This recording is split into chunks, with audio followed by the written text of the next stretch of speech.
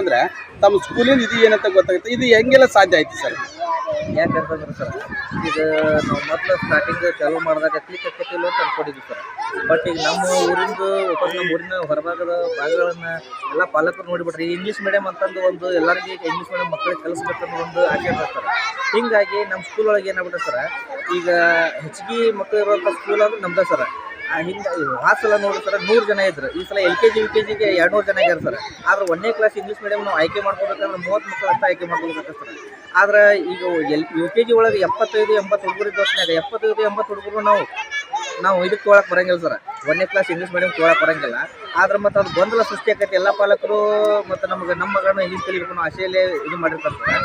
But Kannada medium ಅಂಥದ್ದು ಏನು ಇದು ಇಲ್ಲ ಸರ್ ಇಲ್ಲ. ಆದರೆ ಆ ಕಾರಣಕ್ಕೆ ನಾವೇನು ಮಾಡ್ತೇವೆ ಅಂದ್ರೆ ಸರ್, ನಾವು ಎಲ್ಲ ಮಕ್ಕಳಿಗೂ ಫಸ್ಟ್ ಚೀಟಿ ಹಾಕ್ತೇವೆ ಸರ್. ಕ್ಯಾಟಗರಿ ವೈಸು ಅವ್ರ ಮಾರ್ಕ್ಸ್ ಮೇಲೆ ಈಗೇನು ಗೌರ್ಮೆಂಟಿಂದ ಬಂದಿರ್ತಾರೆ ಸರ್, ಅದ್ರ ಮೇಲೆ ನಾವು ಹಾಕಿರ್ತೀವಿ. ಅದ್ರೊಳಗೆ ನಾವು ಅನುಗುಣವಾಗಿ 30 ಚೀಟಿನ ಮಕ್ಕಳ ಕಡೆಯಿಂದನ ಮತ್ತೆಲ್ಲ ಪಾಲಕರು ಕರೆಸಿ ಪಾಲಕರ ಸಮ್ಮುಖದಾಗ ಎಲ್ಲ ಶಿಕ್ಷಕರ ಸಮ್ಮುಖದಾಗ ನಾವು ಚೀಟಿ ಹಬ್ಬಿಸೋ ಕಾರ್ಯಕ್ರಮ ಮಾಡ್ತೀವಿ ಸರ್.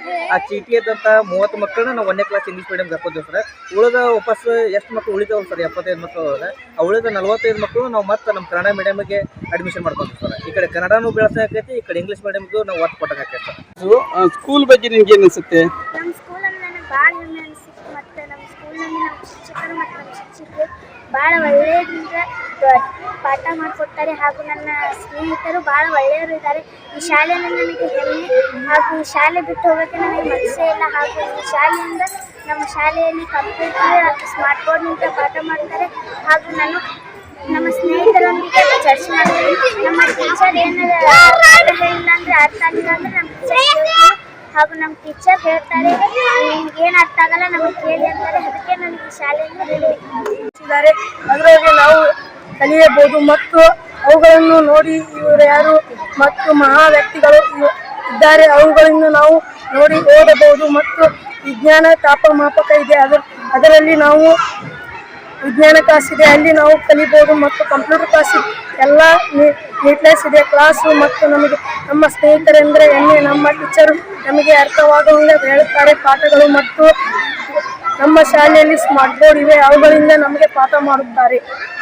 ನಮ್ಮಲ್ಲಿ ಕರ್ನಾಟಕ ಪಬ್ಲಿಕ್ ಶಾಲೆ ಬಿಡ್ನಾಳ್, ಈ ಒಂದು ಶಾಲೆಯಲ್ಲಿ LKGಯಲ್ಲಿ UKGಯಲ್ಲಿ 74 ವಿದ್ಯಾರ್ಥಿಗಳಿದ್ದು, ಅದರ ರೋಸ್ಟರ್ ಪ್ರಕಾರ 30 ವಿದ್ಯಾರ್ಥಿಗಳನ್ನು ಸರ್ಕಾರದ ನಿಯಮದಂತೆ ನಾವು ತೆಗೆದುಕೊಳ್ಳಬೇಕಾದಾಗ 30 ವಿದ್ಯಾರ್ಥಿಗಳನ್ನು ಲಾಟ್ರಿ ಮೂಲಕ ನಮ್ಮ ಎಲ್ಲ SDMCಯ ಸದಸ್ಯರು ಮತ್ತು ಉಪಾಧ್ಯಕ್ಷರು, ಅಧ್ಯಕ್ಷರು ಹಾಗೂ ನಮ್ಮ ಕಾರ್ಪೊರೇಟರ್ ಮೋಹನ್ ಸರ್ ಅವರ ಎಲ್ಲರ ನೇತೃತ್ವದಲ್ಲಿ ಇಲ್ಲಿ ಪಾಲಕರ ಒಂದು ಮೀಟಿಂಗನ್ನು ಕರೆದು ಅವರ ಸಮ್ಮುಖದಲ್ಲಿ ನಾವು ಲಾಟ್ರಿಯನ್ನು ತೆಗೆದುಕೊಂಡು ಇಂಗ್ಲೀಷ್ ಮೀಡಿಯಂಗೆ 30 ವಿದ್ಯಾರ್ಥಿಗಳನ್ನು ದಾಖಲೆ ಮಾಡಿಕೊಂಡಿದ್ದೇವೆ. ಅದೇ ತೆರನಾಗಿ 1ರಿಂದ 7ನೇ ತರಗತಿ ಕನ್ನಡ ಮಾಧ್ಯಮ ಹಾಗೂ 1ರಿಂದ 7ನೇ ತರಗತಿ ಇಂಗ್ಲೀಷ್ ಮಾಧ್ಯಮ ಎರಡೂ ವಿಭಾಗಗಳು ನಮ್ಮಲ್ಲಿದ್ದು, ಈ ಒಂದು ಶಾಲೆಯಲ್ಲಿ ಈಗಾಗಲೇ 836 ವಿದ್ಯಾರ್ಥಿಗಳು ಪ್ರವೇಶವನ್ನು ಪಡೆದು ಅಧ್ಯಯನವನ್ನು ಮಾಡ್ತಾ ಇದ್ದಾರೆ. ನಮ್ಮ ಗ್ರಾಮದ ಬಿಡ್ನಾಳ್ ಗ್ರಾಮದ ಎಲ್ಲ ಗುರು ಹಿರಿಯರು ಮತ್ತು ಊರಿನ ನಾಗರಿಕರ ಪಾಲಕರ ಪೋಷಕರ ಸಹಕಾರದಿಂದ ಇಷ್ಟೆಲ್ಲ ಮಕ್ಕಳು ನಮ್ಮ ಶಾಲೆಯಲ್ಲಿ ದಾಖಲಾಗ್ತಾ ಇದ್ದಾವೆ.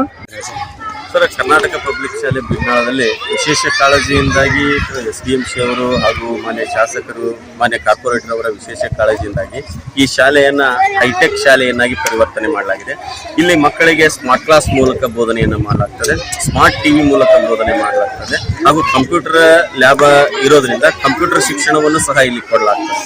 ಮತ್ತು ವಿಶೇಷವಾಗಿ ಇಲ್ಲಿನ ಮಕ್ಕಳಿಗೆ ನಾವು ತೀರಾ ಕಡು ಬಡವರು ಹಾಗೂ ಅಲ್ಪಸಂಖ್ಯಾತ ಮಕ್ಕಳು ಹೆಚ್ಚಿನ ಪ್ರಮಾಣದಲ್ಲಿ ಈ ಶಾಲೆಗೆ ಬರೋದ್ರಿಂದ ಇಲ್ಲಿಯ ಮಕ್ಕಳಿಗೆ ಇಂಗ್ಲಿಷ್ ಮಾಧ್ಯಮದ ಶಿಕ್ಷಣವನ್ನ ಕೊಡಬೇಕನ್ನುವಂತ ಉದ್ದೇಶದಿಂದ ನಾವು ಈಗ 10 ವರ್ಷದ ಹಿಂದೆನೆ ಇಲ್ಲಿ ಇಂಗ್ಲಿಷ್ ಮಾಧ್ಯಮದ ಒಂದು ಬೋಧನೆಯನ್ನ ಪ್ರಾರಂಭ ಮಾಡಿದ್ದೀವಿ ಸರ್.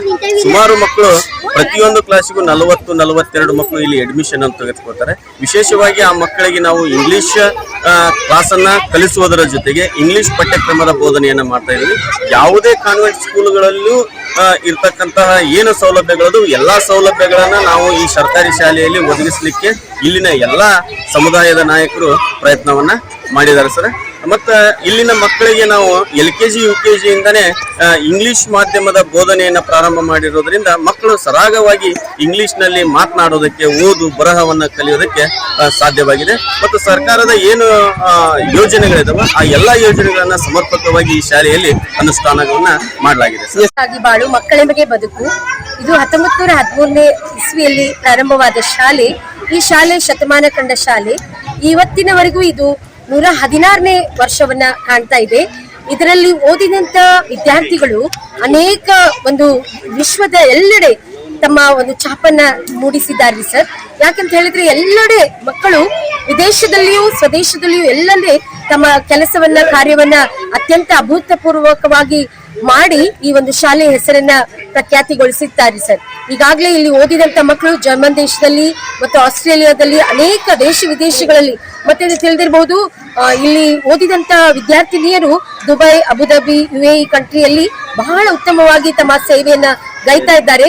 ಅವರು ನಮ್ಮ ಒಟ್ಟಿಗೆ ನಿರಂತರವಾದಂತ ಒಂದು ಅವರೊಟ್ಟಿಗೆ ಮಾತನಾಡುವಾಗ ನಮಗೆ ಬಹಳ ಹೆಮ್ಮೆ ಅನಿಸ್ತದೆ.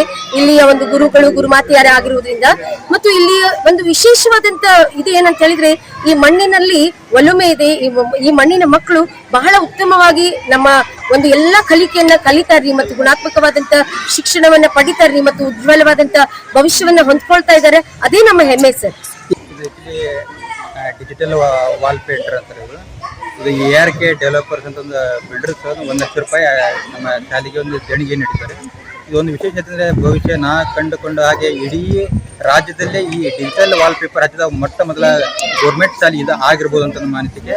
ಇದ್ರ ಮಕ್ಕಳ ಒಂದು ಇದರಿಂದ ಏನು ಉಪಯೋಗ ಆಗ್ಬೋದು ಅಂದರೆ ಇಲ್ಲಿ ನಾವು ಪ್ರತಿಯೊಂದು ಡಿಜಿಟಲ್ ವಾಲ್ ಪೇಂಟಿಂಗಿಗೆ ಸಾಮಾಜಿಕ, ಆರ್ಥಿಕ ಮತ್ತು ರಾಜಕೀಯ, ರಂಗಭೂಮಿ, ಕಲಾಕ್ಷೇತ್ರ, ಜ್ಞಾನಪೀಠ ಪುರಸ್ಕೃತರು, ಹಾಗೆ ನೀವು ನೋಡಿದ ಹಾಗೆ ಇಲ್ಲಿ ದೇಶಕ್ಕೆ ಕ್ರೀಡೆಗಳು ಎಲ್ಲ ಕ್ಷೇತ್ರಗಳನ್ನು ಒಳಗೊಂಡಂಥ ಪ್ರತಿಯೊಂದು ಡಿಜಿಟಲ್ ವಾಲ್ಪೇಟಿಗಳು ಮಕ್ಕಳಿಗೆ ಅವರ ವಿದ್ಯಾಭ್ಯಾಸ ಜೊತೆಗೆ ಪಠ್ಯೇತರ ಚಟುವಟಿಕೆಗಳು ತಿಳಿದುಕೊಳ್ಳಲು ಬಹಳ ಅನುಕೂಲ ಆಗ್ತವೆ.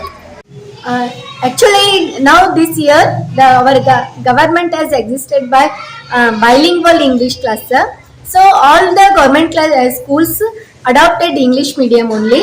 So there is no much difference between in English medium school and Kannada medium school, because all the schools are referred by our state government syllabus only, bilingual syllabus. So all the children are responding very easily.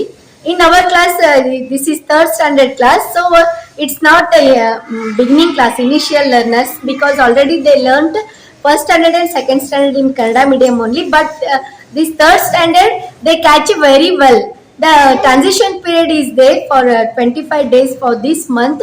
All the children participated very well. As you know, in our TV, all recorded in my videos only.